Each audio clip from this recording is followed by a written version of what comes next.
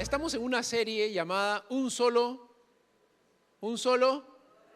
corazón, ¿sí? Un solo corazón. Y de hecho, hay algo que venía a mi mente y quiero contarlo rápidamente. Hace 20 años, más o menos, atrás, me tocó pasar por una situación bastante difícil, un accidente de tránsito, ya lo he contado antes. Pero, de hecho, la situación en la que yo me encontraba era terrible.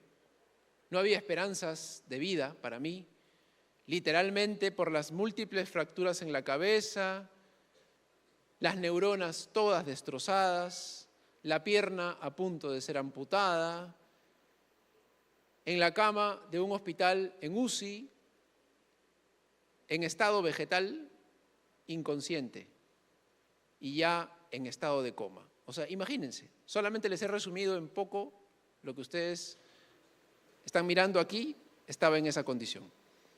Ahora, pero en esa condición, en una clínica donde aproximadamente mi madre tenía que pagar por lo menos 1.500 soles diarios, porque el SOAT se había acabado a una semana nomás, ya se agotó el SOAT. Pero ¿saben? Algo precioso que sucedió en ese lugar, en esa sala de espera de esa clínica, fue que nunca faltaban los hermanos. Yo no me enteré porque yo estaba en coma. Pero ahí me contaron que la sala de esa clínica estaba llena en todo el tiempo. Y todos rodeaban a mi madre, una mujer viuda, y todos la acompañaban y la sostenían en oración. Y ella nunca estaba sola. Y ese lugar se convirtió en un lugar de oración, de adoración, de comunidad, de comunión, de clamor, de fe.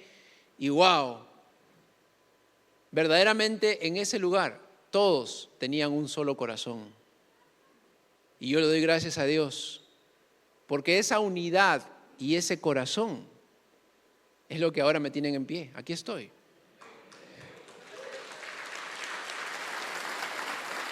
Y saben, de hecho Dios quiere que permanezcamos siempre así, con un solo corazón. En toda circunstancia y en toda adversidad y en todo momento, en todo tiempo. Esa es la voluntad de Dios para nosotros, los que somos su pueblo. Ahora, el apóstol Pedro escribe en Primera de Pedro, cuando se dirige en este caso a los expatriados, a los que están sufriendo persecución, los que están siendo esclavizados, los que están sufriendo. Pedro dirige esta epístola, Primera de Pedro, capítulo 3, versículos 8 al 9. Quiero que me acompañen rápidamente. Primera de Pedro, capítulo 3, versículos del 8 al 9, rápidamente.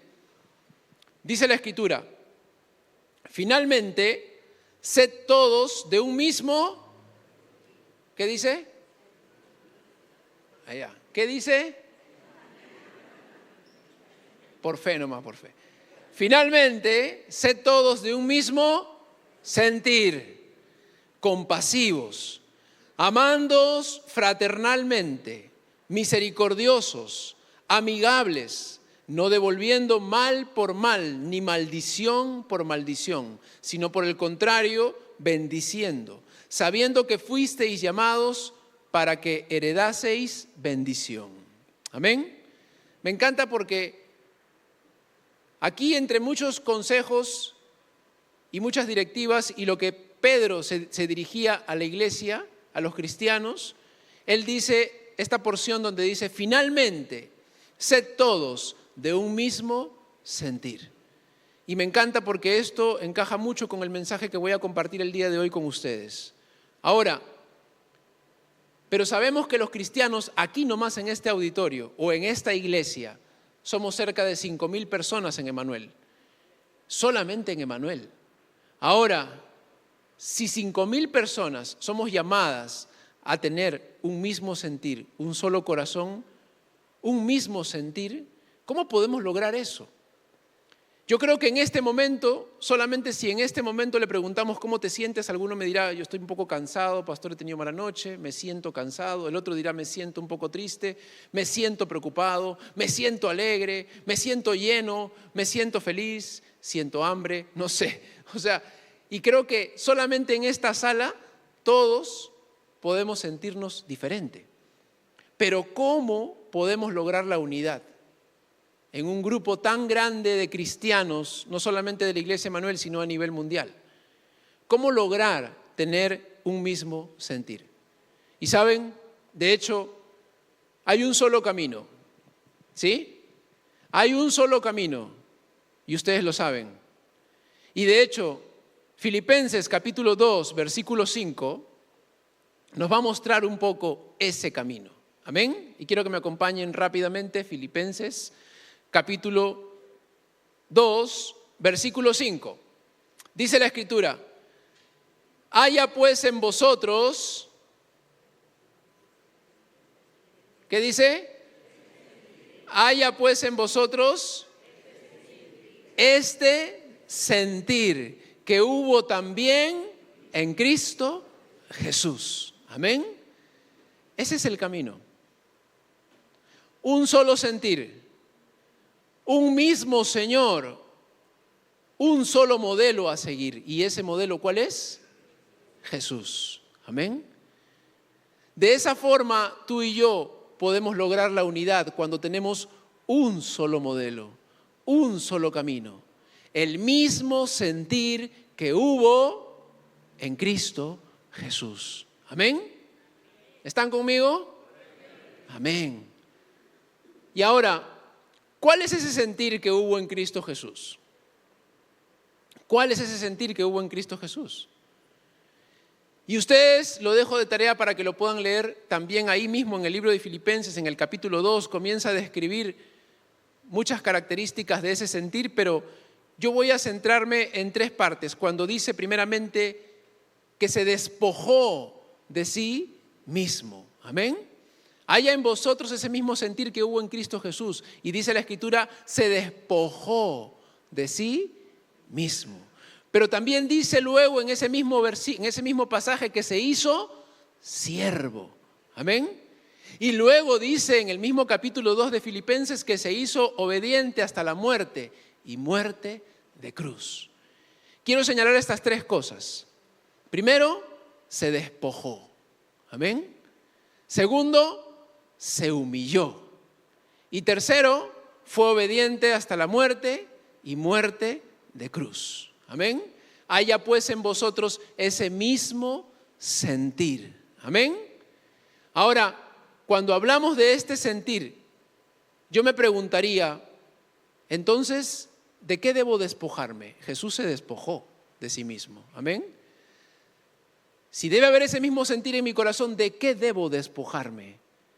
Y saben, el día jueves estuve en la clase de honra con mis hermanos y conversábamos un poco acerca de qué debemos despojarnos para poder honrar a otros. Y de hecho, es cierto que tenemos que despojarnos de muchas cosas. A veces cosas materiales para poder bendecir a mi hermano. A veces tengo que despojarme de mi tiempo para darle tiempo a otro, ¿no? Tengo que despojarme de mi orgullo para tratar al otro como superior a mí. Y de hecho, cada uno y cada día hay cosas de las cuales debemos despojarnos para poder ser de un mismo sentir. Cuando uno cree, esto es mío y no lo suelto, o no voy a dar de mi tiempo, entonces ese mismo sentir se rompe y ya no puede fluir la presencia de Dios ahí. Es necesario que tú y yo tengamos el sentir que hubo en Cristo Jesús. Y de hecho, eso conlleva también a despojarnos de nosotros mismos. Pero el segundo punto dice que se hizo siervo. Amén. ¿Y Jesús a quién vino a servir? Vino a servir a Dios, ¿sí? Pero ¿a quién sirvió también? ¿A quién le lavó los pies? Y de hecho Jesús nos dijo, ejemplo les he dado, ¿no? Y ahora, si el gran maestro y el gran rey lo hizo, nosotros, diminutas criaturas de Dios, ¿por qué creernos a veces superiores a otro y más bien sentir que otro tiene que lavarme los pies a mí? Si Jesús lo hizo. Y entonces, hermanos amados, allí también tiene que haber ese mismo sentir de servicio hacia los demás. En ese mismo libro de Filipenses ustedes van a encontrar que el apóstol Pablo dice, si hay alguna consolación, si hay algo que puedan hacer, dice el apóstol Pablo, consideren esto, que ninguno tenga un alto concepto mayor del que debe tener, sino trate a los demás, dice, como superiores a sí mismo. Y eso es servicio. Cuando yo te considero a ti mi superior, yo te voy a tratar con respeto, yo te voy a servir y yo voy a estar a tu servicio. Y ese es el sentir que debe haber en la iglesia. Estamos hablando de cosas prácticas en la vida de iglesia. Este es un mensaje para la iglesia. Este es el sentir que debe haber en el corazón de cada hijo de Dios. Este es el modelo que tú y yo debemos seguir, el modelo que Jesús ya nos ha dejado. Y Jesús dice también en ese mismo libro de Filipenses que se hizo obediente y obediente hasta la muerte, y muerte de cruz. Amén. Y también ese sentir debe haber en nuestro corazón. ¿Y a quién obedecemos? A Dios. Y esto de humillarse y esto de despojarse, ¿es una alternativa? ¿Es una opción? ¿Eso de tener un mismo sentir es una alternativa? ¿Es una opción o es un mandato? Y entonces yo lo haré por obediencia. Amén. Así me cueste. A Jesús también le costó. Jesús estuvo ahí en el monte llorando y era su sudor como grandes gotas de sangre, dice la Escritura. Y él dijo: Padre, si quieres pasa de mí esta copa, pero que no se haga mi voluntad sino la tuya. De hecho, también le costó. También era difícil. Tuvo que renunciar, tuvo que morir, tuvo que despojarse, tuvo que entregarse, tuvo que humillarse. Pero él dijo: Señor, no sea lo que yo quiero, sino tu voluntad. Amén. Y esa frase tiene que estar grabada en nuestra mente todos los días, mañana, tarde y noche. Señor, que no sea lo que yo quiero, sino tu voluntad. Amén. Esta es la voluntad de Dios. ¿Están conmigo? Amén. Ahora, Pedro también describe algunas acciones.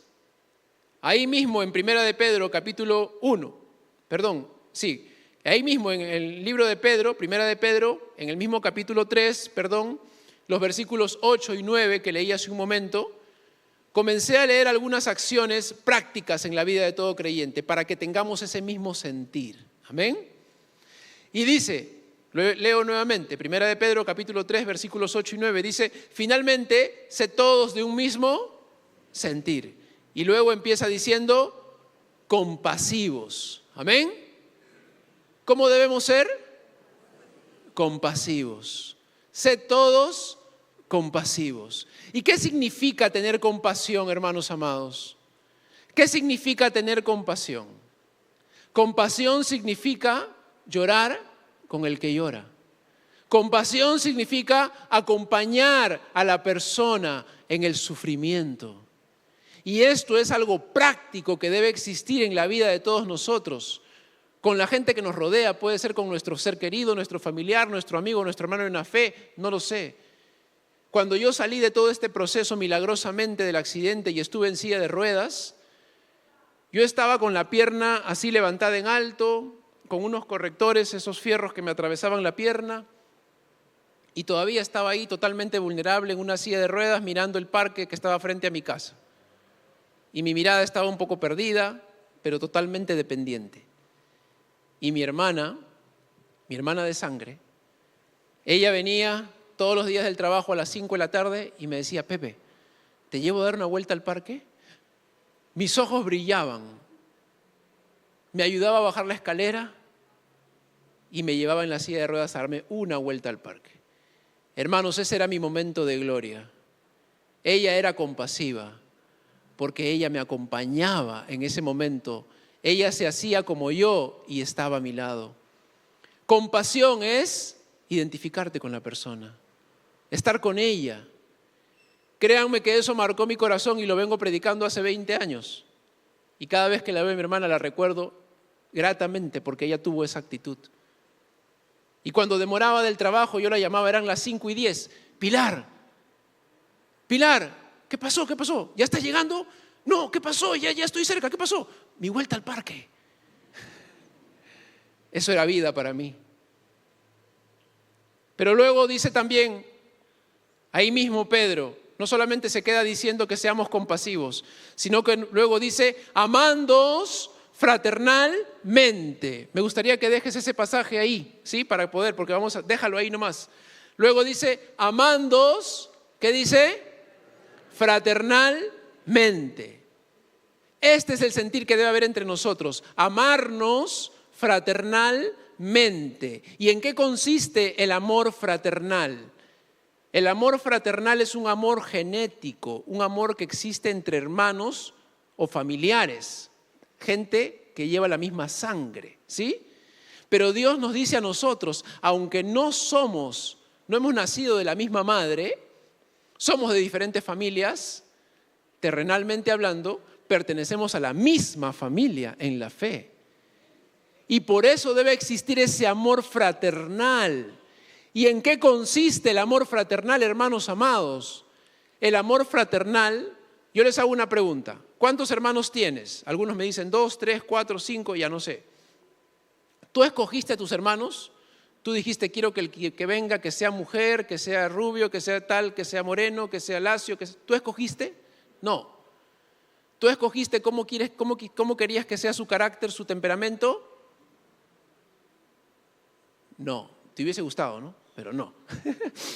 Ahora, de hecho, no lo escogiste, pero es tu hermano, es tu hermana. Y lo amas porque es tu hermano y porque es tu hermana. Y es un amor desinteresado. Es un amor incondicional. Lo amas porque es tu hermano, porque es tu hermana, porque es tu madre, porque es tu padre. Ese es el amor fraternal. Y un amor fraternal, hermanos amados, es un amor desinteresado. Es un amor que está pendiente, es un amor que provee. ¿Saben? Es un amor que está dispuesto hasta a dar su vida. Díganme ustedes, padres de familia, el día que sus hijos estuvieron mal y en la emergencia, y a las 3 de la mañana el hijo se puso mal. En ese momento, ¿qué dijiste? Déjame dormir, mañana te llevo a la emergencia. ¿Dijiste eso? ¿Dejaste tu sueño, no importa en pijama, sí o no? Como estuviste con los pelos parados, parece en la emergencia, ¿sí o no? Ese es un amor desinteresado, es un amor fraternal. Yo recuerdo cuando también otro acontecimiento que Dios me libró, eso fue en el año 80 y tantos, por ahí, yo vivía en Chosica. Mi mamá dijo, un ratito chicos, voy a la farmacia y vengo, literal. Yo tenía 7 años, mi hermana 2. Y en ese momento que mi mamá se fue, comenzó la tierra a temblar. Y todo el mundo gritaba, ¡Huayco, Huayco! Y yo, ¿qué cosa es Huayco? 7 años, no sabía ni lo que era un Huayco. Y hermanos, una señora por mi ventana, pa, salgan niños. Literalmente hemos salido, mi hermana y yo, 2 añitos mi hermana, yo 7, en pijama. Y yo he mirado así atrás y no les miento, como a 100 metros más o menos venía como un pequeño riachuelo, todavía recién el Huayco estaba comenzando a bajar. Y yo corriendo con mi hermanita y atrás a 100 metros venía. Un ángel del Señor por ahí, fue una mujer de un edificio, abrió su puerta y nos jaló y nos metió. Bueno, la historia es larga, pero un amor desinteresado, un amor fraternal está dispuesto hasta a dar su vida por otros. Y ese es el mismo sentir que debe existir en nosotros. ¿Están conmigo? Sí. Amén. Gloria a Dios, ya me estaba preocupando, Señor. Me quedé solo. ¿Qué pasó, Señor? No solamente dice que debemos ser compasivos y amarnos fraternalmente, sino también dice que debemos ser misericordiosos, un mismo sentir. ¿Y qué significa tener misericordia, hermanos amados? Tener misericordia significa no ser indiferente. No ser indiferente a la necesidad, sino más bien tener un corazón sensible, que no me quedo de brazos cruzados, que no digo, pobrecito, bueno ya, Dios lo ayudará, ¿no?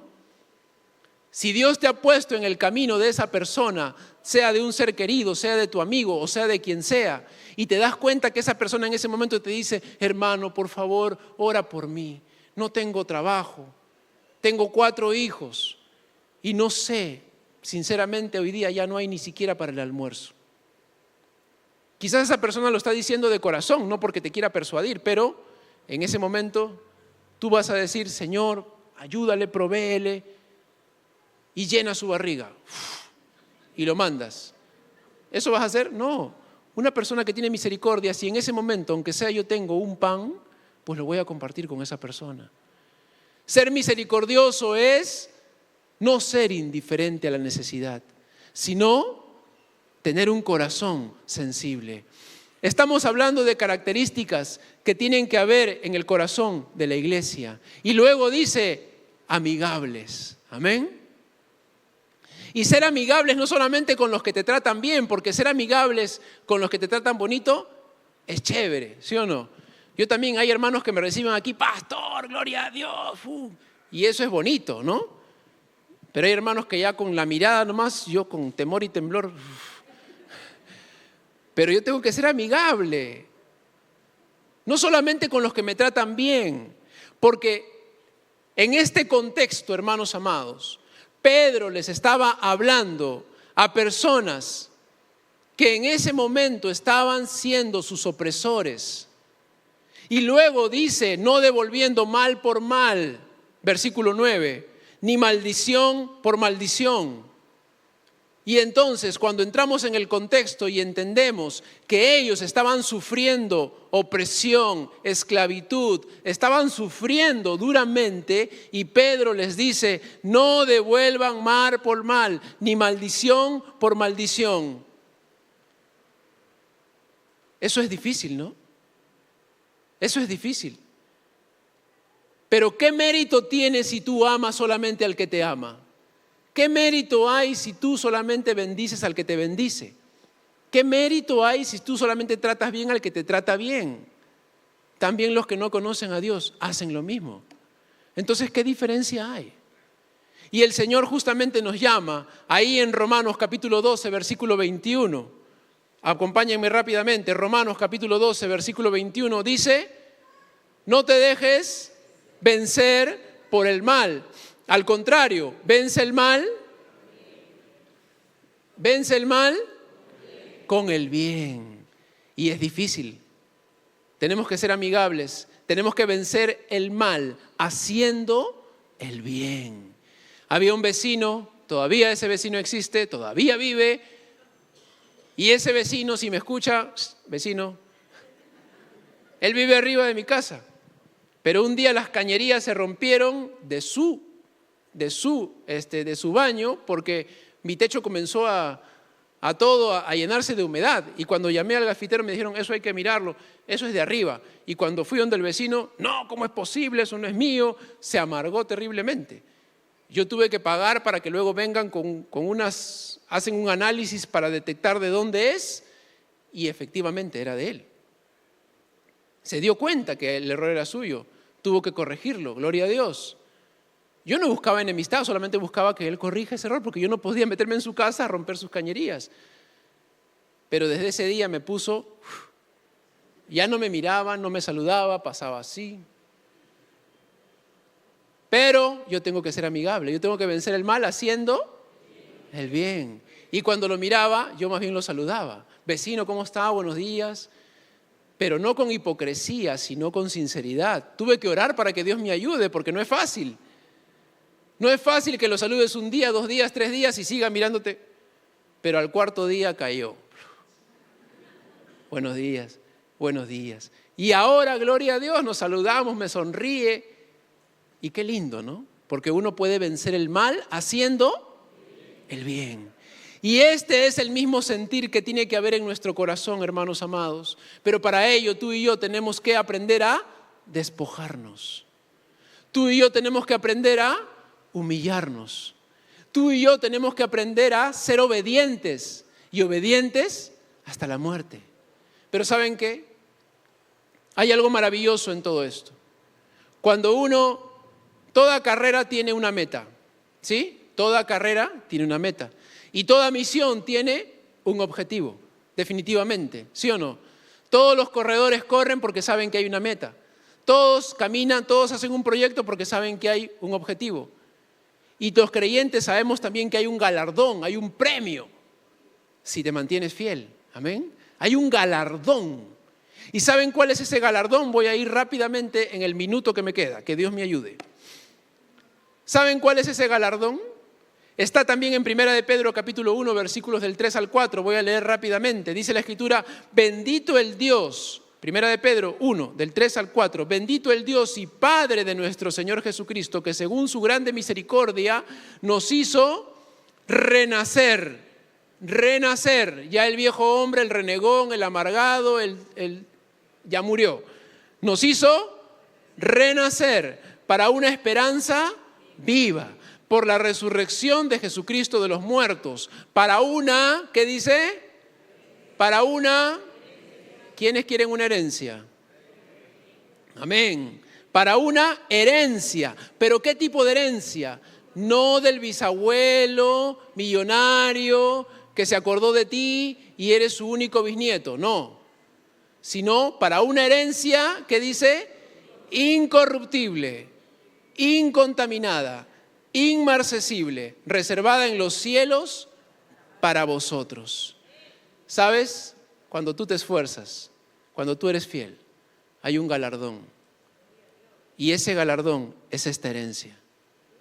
Esta herencia incorruptible, ¿qué significa? Que nunca puede ser corroída, no puede ser agrietada ni deteriorada. Está a prueba de muerte. Esta herencia es incontaminada, quiere decir que está en perfecta condición. No tiene ninguna mancha ni empañamiento, pueden deslucir su pureza. Está a prueba de pecado. Esta herencia es inmarcesible, quiere decir que nunca puede sufrir variaciones de valor, gloria y belleza. Está a prueba de tiempo. Esa es la herencia que Dios ha reservado para ti en el cielo. Amén. Entonces, si yo sé que en esta tierra solamente soy extranjero y peregrino, si yo sé que en esta tierra solamente estoy de paso, pero tengo una herencia en el cielo, porque pertenezco al cielo, porque soy ciudadano del reino, entonces ¿por qué me voy a yo matar en esta tierra, sufriendo y llorando y peleando para ganar, cuando sé que muriendo voy a ganar? Aprende a despojarte, aprende a humillarte delante de Dios, a servir a otros. Tengamos todos un mismo sentir.